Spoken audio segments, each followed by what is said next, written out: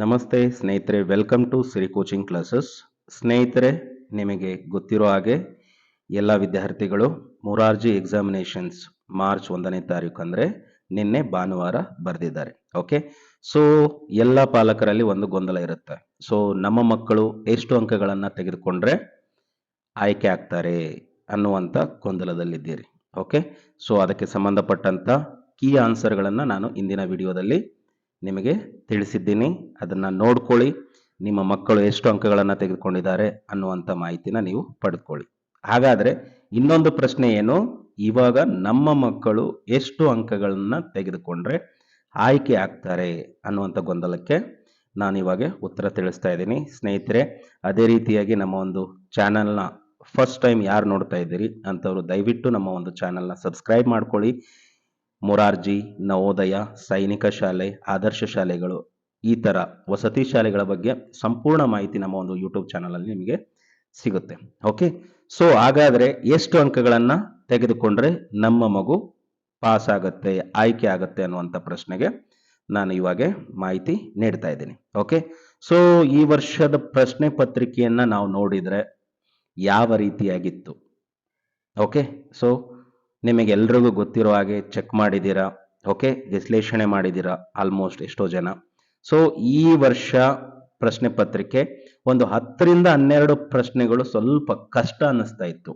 ಯಾಕಂದ್ರೆ ಇವಾಗ ನೋಡಿ, ನಿಮ್ಮ ಮಗು 5ನೇ ತರಗತಿಯಲ್ಲಿ ಓದ್ತಾ ಇದ್ದಾನೆ, ಮೊರಾರ್ಜಿ ಎಕ್ಸಾಮಿನೇಷನ್ ಬರ್ದಿದ್ದಾನಂದ್ರೆ ಅವನಿಗೆ ಇರುವಂತ ಜ್ಞಾನ ಎಷ್ಟಿರ್ಬೋದು? 10ರಿಂದ 11 ವರ್ಷದ ಮಗು ಅಂದ್ರೆ ಅವನಿಗೆ ಎಷ್ಟು ಅರ್ಥ ಮಾಡ್ಕೊಳ್ಳುವಂಥದ್ದು ಅಥವಾ ಅನಲೈಸ್ ಮಾಡುವಂತ ಶಕ್ತಿ ಎಷ್ಟಿರುತ್ತೆ ಅನ್ನುವಂಥ ಆಧಾರ, ಜೊತೆಗೆ ಈ ವರ್ಷದ ಪ್ರಶ್ನೆ ಪತ್ರಿಕೆ ಮತ್ತೆ ಈ ವರ್ಷದ ಪ್ರಶ್ನೆ ಪತ್ರಿಕೆಯಲ್ಲಿ 10ರಿಂದ 12 ಅಂದ್ರೆ ಅದರಲ್ಲಿ ಒಂದು 5ರಿಂದ 6 ಪ್ರಶ್ನೆಗಳು ಸ್ವಲ್ಪ ಕ್ಲಿಷ್ಟವಾಗಿರ್ತಿತ್ತು. ಅಂದ್ರೆ ನಿಮಗೆ ಅರ್ಥ ಆಗೋದಂದ್ರೆ ಸ್ವಲ್ಪ ಕನ್ಫ್ಯೂಷನ್, ಯಾವ್ದು ಉತ್ತರ ಇರ್ಬೋದು ಅನ್ನುವಂಥದ್ದು. ಸೊ ಇನ್ನು 5ರಿಂದ 6 ಏನಿದೆ ಅವರ ನಾಲೆಜ್ಗಿಂತನೂ ಹೆಚ್ಚಾಗಿರುವಂತ ಪ್ರಶ್ನೆಗಳು ಕೂಡ ಬಂದಿರೋದನ್ನ ನೀವೆಲ್ಲ ಗಮನಿಸಿದಿರಿ ಸ್ನೇಹಿತರೆ. ಓಕೆ, ಸೊ ಹಾಗಾದ್ರೆ ಯಾವ ಕ್ಯಾಟಗರಿಗೆ ಸಂಬಂಧಪಟ್ಟಂತ ವಿದ್ಯಾರ್ಥಿಗಳು ಎಷ್ಟು ಅಂಕಗಳನ್ನು ತೆಗೆದುಕೊಂಡ್ರೆ ಈ ವರ್ಷ ನಮ್ಮ ಮಕ್ಕಳು ಮೊರಾರ್ಜಿ ಶಾಲೆಗೆ ಆಯ್ಕೆ ಆಗ್ತಾರೆ ಅನ್ನುವಂಥದ್ದು ನೋಡಿ.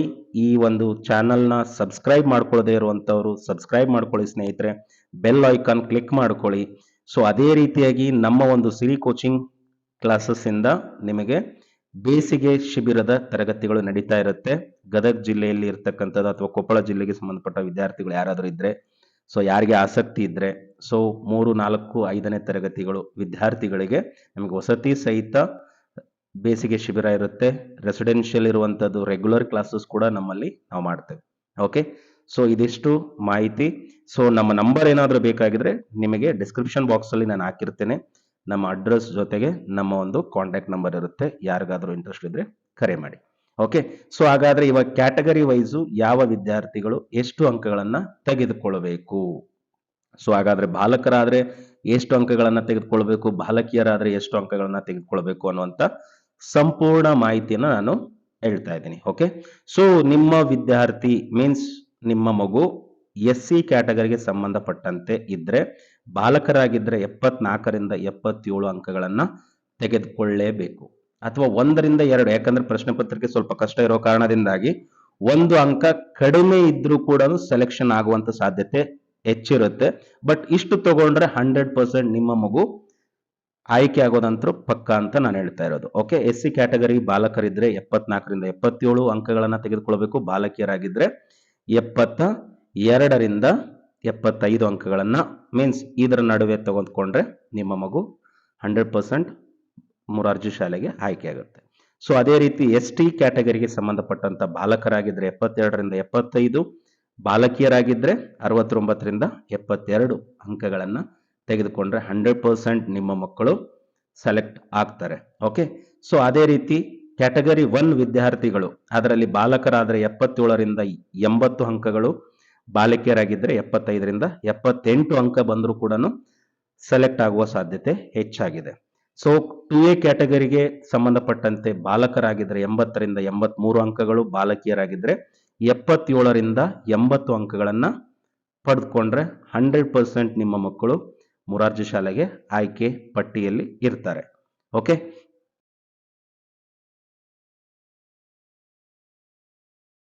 ಸೊ ಅದೇ ರೀತಿಯಾಗಿ 2B ಕ್ಯಾಟಗರಿಗೆ ಸಂಬಂಧಪಟ್ಟಂತ ವಿದ್ಯಾರ್ಥಿಗಳಾಗಿದ್ರೆ 81ರಿಂದ 84 ಅಂಕಗಳು, ಬಾಲಕರಾಗಿದ್ರೆ ಬಾಲಕಿಯರಾದ್ರೆ 80ರಿಂದ 83 ಅಂಕಗಳು. 3A ಕ್ಯಾಟಗರಿಗೆ ಸಂಬಂಧಪಟ್ಟಂತ ವಿದ್ಯಾರ್ಥಿಗಳಾಗಿ ಬಾಲಕರು 84ರಿಂದ 87 ಅಂಕಗಳು, ಬಾಲಕಿಯರಾಗಿದ್ರೆ 82ರಿಂದ 85 ಅಂಕಗಳನ್ನ ತೆಗೆದುಕೊಳ್ಬೇಕು. ಓಕೆ, ಸೊ ಒಂದು ಮಾರ್ಕ್ಸ್ ಕಡಿಮೆ ಇದ್ರೂ ಕೂಡ ಸೆಲೆಕ್ಷನ್ ಆಗುವಂತ ಸಾಧ್ಯತೆ ಯಾಕಿದೆ ಅಂದ್ರೆ ಪ್ರಶ್ನೆ ಪತ್ರಿಕೆ ಕಷ್ಟ ಇರುವ ಕಾರಣದಿಂದಾಗಿ. ಇದು ನಾನು ಹೇಳ್ತಾ ಇರೋದು ಟಾಪ್ ಕಾಂಪಿಟೇಷನ್ ಇರುವಂತ ಜಿಲ್ಲೆಗಳಲ್ಲಿ ಈ ಒಂದು ಕಟ್ ಆಫ್ ಮಾರ್ಕ್ಸ್ ಇರುತ್ತೆ. ಇನ್ನು ಕೆಲವೊಂದು ಜಿಲ್ಲೆಗಳಲ್ಲಿ ಏನಾಗುತ್ತೆ, ಕಡಿಮೆ ಅಂಕಗಳನ್ನ ತೆಗೆದುಕೊಂಡಂತ ಮಕ್ಕಳು ಕೂಡ ಸೆಲೆಕ್ಟ್ ಆಗ್ತಾರೆ. ಯಾಕಂದ್ರೆ ಆ ಒಂದು ಜಿಲ್ಲೆಗೆ ಸಂಬಂಧಪಟ್ಟಂತ ಎಲ್ಲಾ ವಿದ್ಯಾರ್ಥಿಗಳು ಮಾರ್ಕ್ಸ್ ಕಡಿಮೆ ತಗೊಂಡಿದ್ದಾರೆ ಅಂದ್ರೆ ಕ್ಯಾಟಗರಿ ವೈಸ್ ಸೀಟ್ಗಳನ್ನ ಕೊಡ್ಲೇಬೇಕಾಗತ್ತೆ. ಸೊ ಹಾಗಾಗಿ ಇದಕ್ಕಿಂತನೂ ಕಡಿಮೆ ಆಗುವ ಸಾಧ್ಯತೆ ಕೂಡ ಕೆಲವೊಂದು ಜಿಲ್ಲೆಗಳಲ್ಲಿ ಇರುತ್ತೆ ಸ್ನೇಹಿತರೆ. ಓಕೆ, ಸೊ ಅದೇ ರೀತಿಯಾಗಿ ಫೈನಲ್ ಆಗಿ 3B ಕ್ಯಾಟಗರಿಗೆ ಸಂಬಂಧಪಟ್ಟಂತ ಬಾಲಕರಾಗಿದ್ರೆ 86ರಿಂದ 89 ಅಂಕಗಳನ್ನ ತೆಗೆದುಕೊಳ್ಬೇಕಾಗತ್ತೆ, ಬಾಲಕಿಯರಾಗಿದ್ರೆ 84ರಿಂದ 87 ಅಂಕಗಳನ್ನ ತೆಗೆದುಕೊಳ್ಬೇಕಾಗತ್ತೆ. ಜನರಲ್ ಕ್ಯಾಟಗರಿಗೆ ಸಂಬಂಧಪಟ್ಟಂತ ವಿದ್ಯಾರ್ಥಿಗಳಿದ್ರೆ 87ರಿಂದ 91 ಬೇಕೇ ಬೇಕು. ಇಲ್ಲ ಅಂದ್ರೆ ಬಹಳಷ್ಟು ಕಷ್ಟಗಳಿರುತ್ತೆ. ಯಾಕಂದ್ರೆ ಜನರಲ್ ಮೆರಿಟ್ ಅಲ್ಲಿ ಇರುವಂತ ವಿದ್ಯಾರ್ಥಿಗಳಿಗೆ ಒಂದು ಜಿಲ್ಲೆಗೆ ಒಂದೇ ಒಂದು ಶಾಲೆ ಅಥವಾ 2 ಶಾಲೆಗಳನ್ನ ಮಾತ್ರ ಅಲೋಕೇಟ್ ಇರುತ್ತೆ. ಹಾಗಾಗಿ ಇಷ್ಟು ಅಂಕಗಳನ್ನ ತೆಗೆದುಕೊಳ್ಳೇಬೇಕು. ಯಾಕಂದ್ರೆ ಜನರಲ್ ಕ್ಯಾಟಗರಿನಲ್ಲಿ ಕಾಂಪಿಟೇಷನ್ ಬಹಳಷ್ಟು ಜಾಸ್ತಿ ಇರುತ್ತೆ. ಸೊ ಸರ್ ನೀವು 91 ಹೇಳಿದ್ರಿ, ನಮ್ಮ ಮಗು 91 ತಗೊಂಡಿದ್ದಾನೆ, ಸೆಲೆಕ್ಟ್ ಆಗಿಲ್ಲ ಅನ್ನುವಂತ ಮಾತನ್ನ ಹೇಳಬಾರದು. ಯಾಕಂದ್ರೆ ಹೆಚ್ಚು ತಗೊಂಡಷ್ಟು ಕೂಡ ಸಾಧ್ಯತೆ ಇರುತ್ತೆ. ಓಕೆ, ಸೊ ಅದೇ ಬಾಲಕಿಯರಾಗಿದ್ರೆ 86ರಿಂದ 90 ಅಂಕಗಳು ಮಿನಿಮಮ್ ಬೇಕಾಗತ್ತೆ. ಓಕೆ, ಜನರಲ್ ಕ್ಯಾಟಗರಿಗೆ 100%.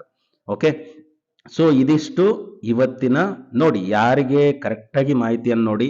ಸೊ ಮ್ಯಾಕ್ಸಿಮಮ್ ಸ್ಟೇಟ್ ರ್ಯಾಂಕ್ ಬರುವಂತ ವಿದ್ಯಾರ್ಥಿಗಳು ಮ್ಯಾಕ್ಸಿಮಮ್ ತೆಗೆದುಕೊಳ್ಳೋದು 92ರಿಂದ 94 ಮಾರ್ಕ್ಸ್ ತಗೊಂಡ್ರೆ ಹೈಯೆಸ್ಟ್ ಸ್ಟೇಟ್ ಫಸ್ಟ್ ರ್ಯಾಂಕ್ ಬರುವಂತ ಸಾಧ್ಯತೆ ಇರುತ್ತೆ. ಯಾಕಂದ್ರೆ 5ರಿಂದ 6 ಪ್ರಶ್ನೆಗಳು ಬಹಳಷ್ಟು ಕಷ್ಟ ಇದೆ ಅದರಲ್ಲಿ. ಸೊ ಹಾಗಾಗಿ ಎಂತ ಪ್ರಿಪರೇಷನ್ ಇದ್ರೂ ಕೂಡ ಒಂದು 5 ಅಂಕಗಳನ್ನ ಕಳೆದುಕೊಳ್ಳುವಂತ ಸಾಧ್ಯತೆ ಹೆಚ್ಚಾಗಿರುತ್ತೆ ಸ್ನೇಹಿತರೆ. ಹಾಗಾಗಿ ಇನ್ನು ಉಳಿದ ಎಲ್ಲಾ ಮಕ್ಕಳು ಮ್ಯಾಕ್ಸಿಮಮ್ ಈ ವರ್ಷ ತೆಗೆದುಕೊಳ್ಳುವಂತ ಅಂಕ ನೀವು ನೋಡೋದಾದ್ರೆ 92ರಿಂದ 94 ಅಂಕಗಳು ಫೈನಲ್. ಅದರ ಒಳಗಾಗಿ ಎಲ್ಲಾ ವಿದ್ಯಾರ್ಥಿಗಳು ತೆಗೆದುಕೊಂಡಿರ್ತಾರೆ.